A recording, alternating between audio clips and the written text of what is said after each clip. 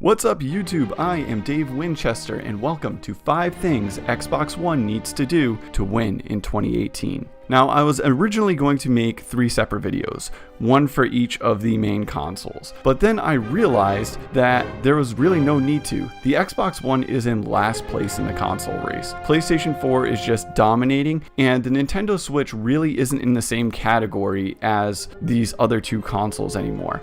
A lot of people that own an Xbox One or a PlayStation 4 also have a Switch because it's more portable, so I felt there was really no need for the other 2 videos, but Xbox One definitely needs to step up their game in 2018 in order to gain some ground. So let's get into it. Number 5, push the Xbox One X.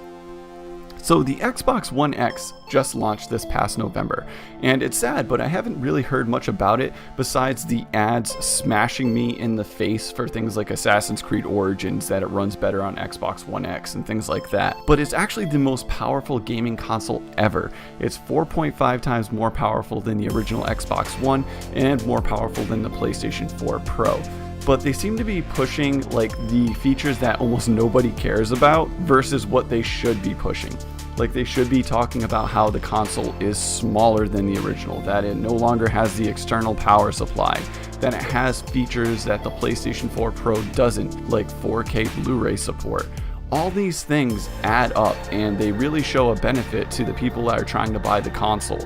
If people are trying to get something that's going to be future-proof and something they're not going to have to upgrade just next year, like the people that bought the Xbox One S had to do if they wanted the latest and greatest from Microsoft, that's what they need to be pushing.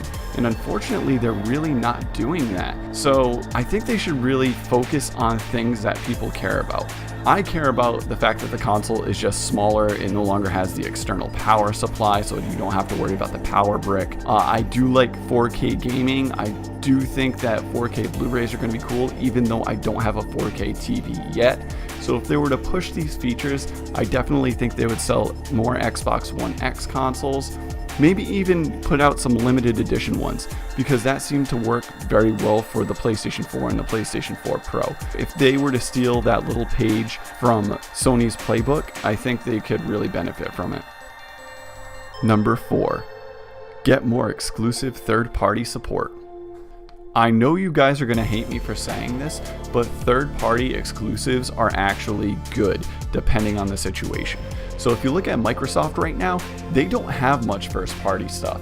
They don't have tons of first-party games coming out year after year. If you look at Sony, they have God of War coming out. They have Detroit Become Human coming out. They have Spider-Man. They have all these first-party games, and they are just burying Microsoft with first-party stuff. So Microsoft, in turn, because they don't have much first-party stuff, can go to companies and try to get exclusive rights, at least for a limited period of time, for games to come out just on their console. Look at stuff like Rise of the Tomb Raider, where it came out on the Xbox One first. They probably sold way more copies just because it was on just their console at launch, and people had to wait a year to play on the PlayStation 4. Right now you have PUBG on just the Xbox One and PC. So PC players have really hyped this game up a lot, and people are dying to play it. So Microsoft bought the rights to it so that they can put it on their console at least for a short period of time. And because of that, it sold 1 million copies in just 3 days. And keep in mind, this game does not run well on the Xbox One or the Xbox One X. We're talking stuff like 20 frames per second on average. That's barely playable. You have tons of rubber banding and server issues, but because it's on their console and that's the only place you can really play it on console, people are buying it like crazy. So if they invest more money into these third-party exclusives, I think it'll hold them over until they can get their first-party support to where it should be. Number 3, expand the backwards compatibility game library. In my opinion, this is the best thing that Microsoft's Xbox One has going for it right now. No other modern gaming console has the backwards compatibility feature like the Xbox One does. If you look at stuff like the Switch, they don't even have their virtual console up and running yet, and I'm sure when it launches, you're going to have to pay for games that you already bought on the Wii U or 3DS or wherever. So that already sucks. And then you look at the PlayStation 4, and yeah, you can buy PlayStation 2 games for it, but you can't just take your PlayStation 2 game and put it in the console and have it play. The Xbox One literally can play almost any game from the Xbox 360 library, and now they've added support for the original Xbox game library, so you can play games like Star Wars Knights of the Old Republic, Ninja Gaiden Black, and even stuff like Fusion Frenzy with your friends. This is huge as far as value goes.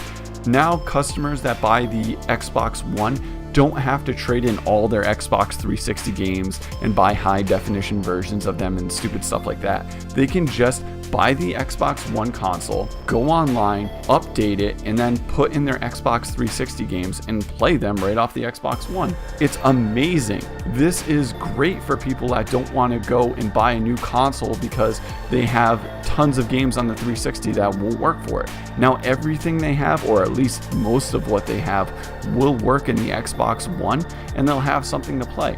And that encourages them to buy games digitally on the Xbox Store, because you can go onto the Xbox One and still buy Xbox 360 titles that work for the console. And what makes this function even better is the fact that the graphics are enhanced, and a lot of these games even play better on the Xbox One. Look at Red Dead Redemption, for example. Now this is a classic Rockstar game that people have probably played 2, 3, sometimes even 4 times from start to finish. And now they can just put it into their Xbox One and get better textures and smoother frame rates, and it's like a whole new experience for them. So this is something that the Xbox One has that no other competitor has. So they should really be pushing this. They should expand upon it, keep adding games, keep letting customers know that this is a huge feature and that they're going to support it indefinitely. Number 2, develop more first-party studios and games. I want you to look back at 2017 and think of a Microsoft Xbox One game that was exclusive to the Xbox One that was not Cuphead. I'll wait. You probably can't think of another game that was exclusive to the Xbox One that wasn't Cuphead, because that's all people heard about this year. And yes, Cuphead was an amazing title. I love the art style, I love the music, I love the gameplay, but that game was not for everyone, and it was the only real Xbox One exclusive game that got any traction this year. So, if somebody's going to buy another console, let's say for their children or for themselves, and they're looking at what to buy, the main thing that most customers look at are what is exclusive to the console and what their friends are playing. Right now, most people own PlayStation 4s, so if their friends are playing on PlayStation 4, they're definitely going to buy it. And if you look at the Xbox One library, there's not much exclusive to the system, so odds are people are going to buy more PlayStation 4s because of that. So what Xbox needs to do this year is develop more first-party studios and more first-party games. If you look at 2017, you had the cancellation of Scalebound, you have the delay of Crackdown, Fable just disappeared off into the ether and no longer exists. Last year you had games like Recore and Dead Rising 4, which literally nobody cared about. And while Microsoft still has Gears of War, Forza, and Halo, these games take too long to develop, and they're very niche markets for the most part. If you look at Gears of War 4, it wasn't the big, huge blockbuster game that they were expecting it to be. And Forza being released every year is great each and every time, but the problem is not everyone enjoys racing games. You need something that's going to appeal to the mass market. Keep in mind that Microsoft does have the rights to a lot of great titles. I mean, they own the Rare studio. So if you look back at what Rare's created for Microsoft, there hasn't been a Conquer game in years, and people would really love that. Instead, they developed Super Lucky's Tale. And let's face it, that game was utter trash. And you still have games like Perfect Dark that haven't had a sequel in years. Killer Instinct, while it was great at the launch of the Xbox One, they should be developing a sequel for that. Even though Lionhead Studios isn't around, you can still develop stuff like Fable, and Fable was a huge game for the Xbox 360, but they haven't even gone back to it at all. They canceled one of their titles, and now they're focusing on, I think, a card game for it, which really isn't going to do much. You also have Remedy, who developed Quantum Break and Alan Wake. I'll tell you right now, I know tons of people that are dying for an Alan Wake 2, but we're probably not even going to see that. When Phil Spencer was talking about the original Xbox and backwards compatibility, he brought up Crimson Skies, and I was just thinking about how much I loved Crimson Skies and how much fun I had playing multiplayer in that game. Why not make a sequel to that and bring it to the Xbox One, especially considering that Star Wars Battlefront's best features, in my opinion, are the crazy dogfights. Bring something like Crimson Skies back, add some cool multiplayer, add some more fun modes like Capture the Flag and stuff, and you could have a hit on your hands. And that's not even including the niche titles like Fusion Frenzy, which I thoroughly enjoy, and I actually just bought again on the Xbox One because they put it in backwards compatibility. These are huge titles that they could easily bring back and get great sales off of, but for some reason they just aren't. And they should really concentrate this year on developing their first party stuff, because if they can put out great games again, great first party titles, more people are going to buy Xbox Ones. And finally, number 1, Halo 6. Now, I don't think this is a huge surprise to anybody, but Microsoft needs Halo. They need their first party mascot to come back.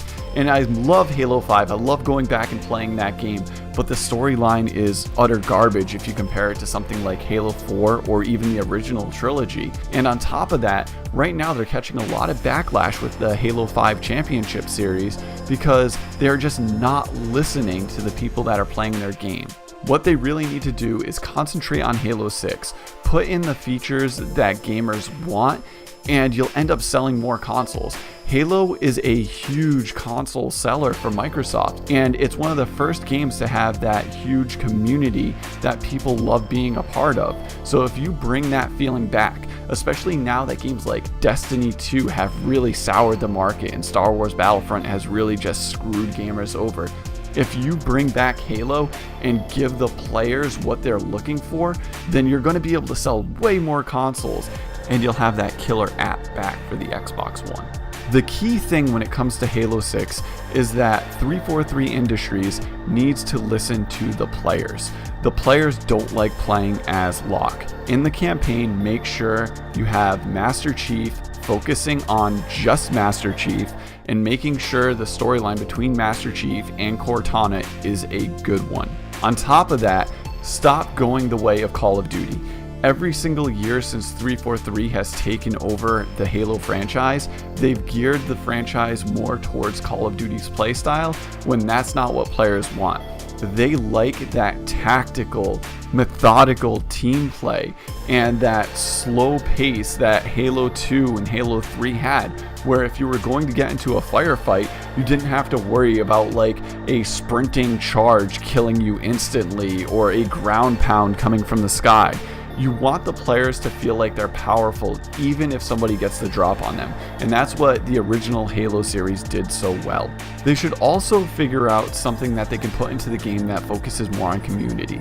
If you look at the biggest Halo games, they always had these new innovative features that made the community feel special. If you look at Halo 3 in particular, that was the first implementation of Forge and the gameplay recording stuff, and both of those things propelled Halo 3 into like a new era where people really like sharing what they did and showing other people and making new things. Now, they haven't really had that in Halo since. They still have Forge and they still have gameplay recording that's implemented into the console itself, but what they need to do is think of something else that can get the community more involved, whether it be making custom playlists or having better custom games with their friends and allowing more customization in some way, or even just tweaking those systems so that way they feel a little bit better, especially when it comes to Forge. I think that would show support for the community and bring way more players back in. One of the most important things they need to bring back though is split screen. I don't care what they have to do. I don't care if they have to drop the frame rate down to 30 frames per second when doing split screen. I don't care if they have to lower texture resolutions. As long as the game plays well in split screen, I don't care what they have to do, but they have to bring that back, because that was a large part of what made Halo great, is sitting down next to your friend and playing some Halo together versus over the internet. And this part kind of goes back to the original thing I was talking about with the Xbox One X. When you release Halo 6, which you really need to do in 2018, the Xbox One can't hold out another year without a Halo game. When you release it, make sure it's with a limited edition Xbox One X console. Bring more players over to the One X. I don't care if you have to add features to it like 4K resolution or locked 60 frames per second even in split screen, but do something to encourage the hardcore gamer to invest in an Xbox One X. If you don't do something like that, then you're just going to miss out on overall sales, and that's just stupid. Look at PlayStation 4. Again, every time they release something that's theirs, they have a console that goes with it. Whether it be Star Wars, which is actually a third-party game, they released a console with that. They released a console with Final Fantasy 15. And anytime you get these exclusive versions of consoles, people go apeshit because there's always going to be the fans that really want that. And I personally would definitely pay $500 or $600 for an Xbox One X console that's exclusively branded with Halo stuff. So think about that when you release it as well. The most important thing when it comes to Halo 6 though is nailing that Halo feel. You want that 30 seconds of fun every single time you play. That stuff that they were talking about in the original like Halo 2 documentaries about how they wanted the game to feel, go back to that core experience, and if you nail that, you'll get fans of the game, but you'll also get new players, and you'll get tons of people just enjoying Halo again. And I really, really want to enjoy Xbox and Halo again. And that was 5 things Xbox One needs to do to win in 2018. If you like this video, you can click the like button, that little thumbs up icon. If you want to see more of my content, make sure you subscribe. And let me know what you think in the comments section down below. If you want to see more of this stuff, you have to let me know. Commenting's the easiest way to do it. And that's going to be it. Hopefully, I'll see you soon. Have a great day.